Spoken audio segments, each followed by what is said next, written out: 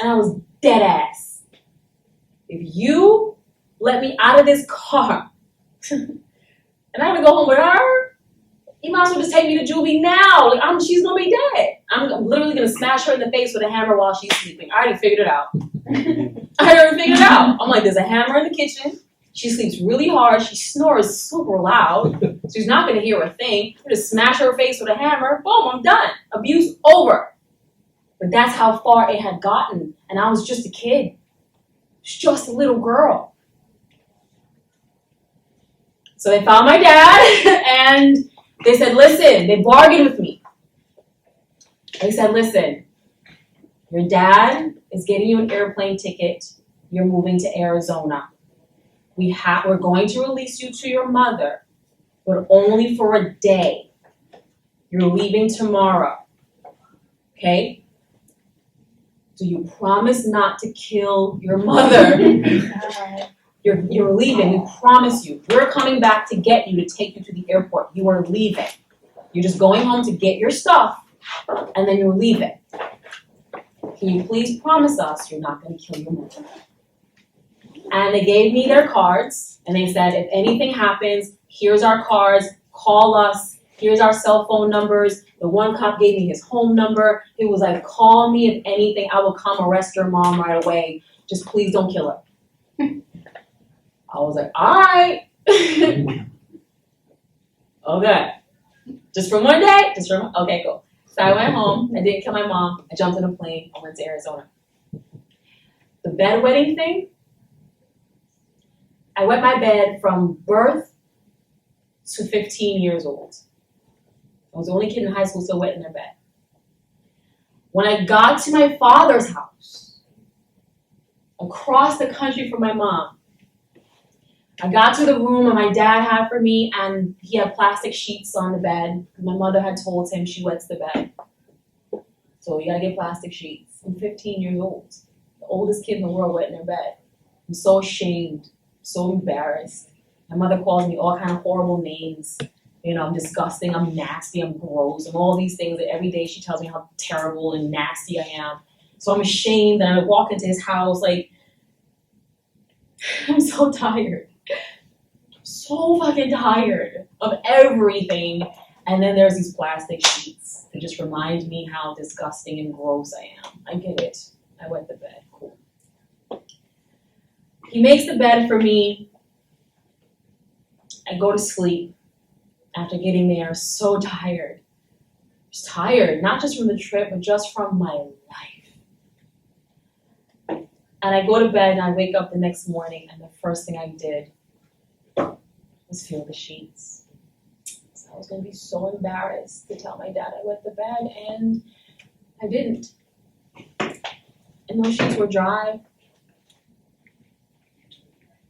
I ain't wet the bed since, just FYI. But what I learned that day was that my mother had ruined me so psychologically. She had broken me down so horribly that my bedwetting, the same thing she shamed me for, was because of her. It wasn't my fault. None of it was my fault. Nothing I did, my reactions to the world, none of it from that point was my fault, and none of it after that was my fault, because it took me another 20 years to heal. None of that was my fault. But on that day when I woke up dry, I realized, this bitch, I'm wetting the bed because of her. Because the moment I knew I didn't have to wake up to her, I woke up dry. And my dad kept the plastic sheets on for a few more days, just in case. And it never happened again. That's when I became really aware of the psychological damage. I knew there was physical damage. I was aware of that, of course. But the psychological damage was that deep that it affected me physically. Like, I'm so psychologically damaged that I can't even, I'm wetting the bed. It's not a physical problem. It's not that I can't fucking hold it. I'm 15 years old. Of course I can hold it. It's just a psychological issue. That was just one. There's like 5,000 other ones. things. And it took me 20 years to dismantle all of those. And so for the next 20 years of my life, all of my relationships have been, in some way, shape, or form, abusive.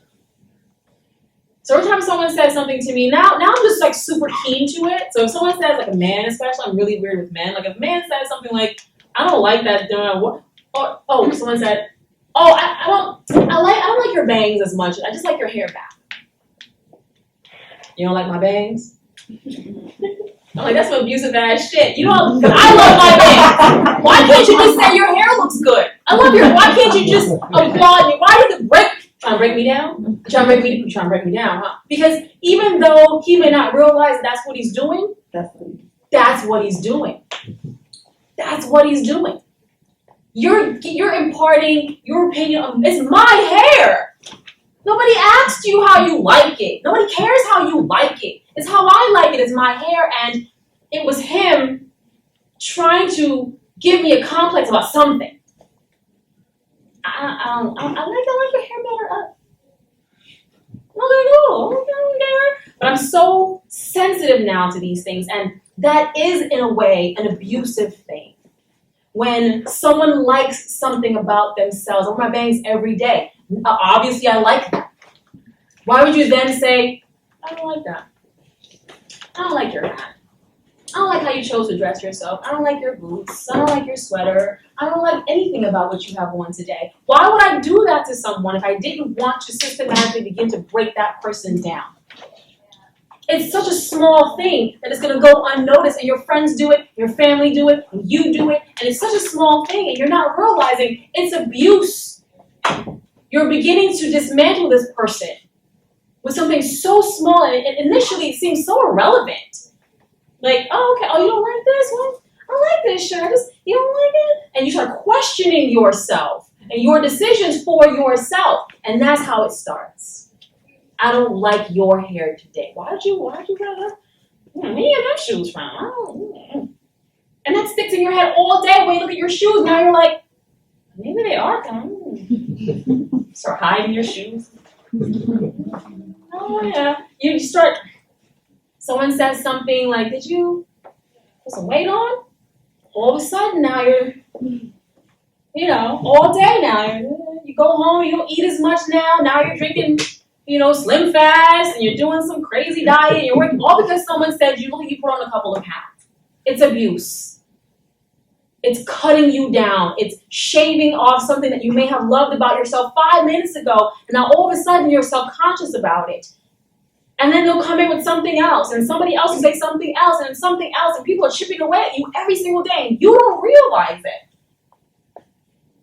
Until one day you look at yourself and you don't like anything about yourself. And then when that abusive guy or girl comes along and says, change everything about yourself to be with me, you'll gladly do it. Because you've been getting chipped away at all this time. Not realizing what's happening. You're thinking people are just giving your opinion. Oh, that's just her opinion, but it affects you. If someone says, I don't like your hair that color, why'd you cut your hair?